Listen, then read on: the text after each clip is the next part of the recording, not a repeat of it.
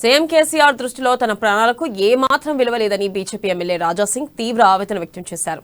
ప్రాణహాని లేని ఎమ్మెల్యేలకు కొత్త బుల్లెట్ ప్రూఫ్ వాహనాలు ఇచ్చారని, తనను మాత్రం పాత వాహనంతోనే సరిపెట్టుకోవాలంటున్నారని రాజాసింగ్ ఆరోపించారు. ఈ పాత బుల్లెట్ ప్రూఫ్ వాహనం పదే పదే మొరాయిస్తుందని, ఆ వాహనంలో తిరగకపోతే మాత్రం నోటీసులు పంపిస్తున్నారని వివరించారు. ఒకవేళ ఆ వాహనంలో తిరిగితే ఎక్కడ ఆగిపోతుందో అని ఆందోళన కలుగుతుందని తెలిపారు. రాజాసింగ్ చస్తే ఎంత, బతికితే ఎంత అని కేసీఆర్ భావిస్తున్నారని మండిపడ్డారు. ఈ పాత బుల్లెట్ ప్రూఫ్ వాహనం వద్దని అధికారులకు గతంలోనే లేఖ రాశానని, కానీ వారు పాత వాహనానికి మరమ్మతులు చేసి తిరిగి తన వద్దకు పంపించారని రాజాసింగ్ వెల్లడించారు.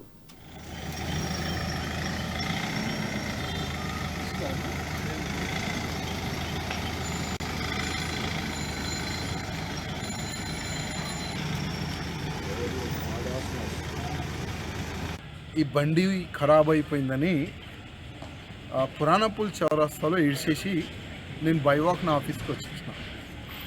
మళ్ళా నిన్న నైటు అదే బండిని రిపేర్ చేసి పంపిస్తున్నా.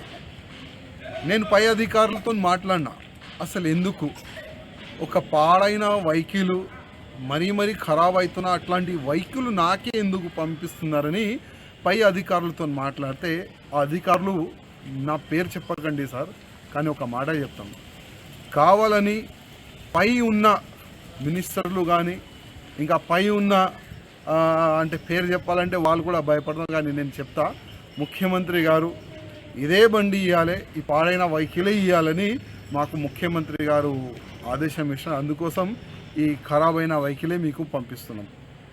ఇవాళ హెవీ థ్రెడ్ ఎవరికి ఉంది అది నేను చెప్పే అవసరం లేదు.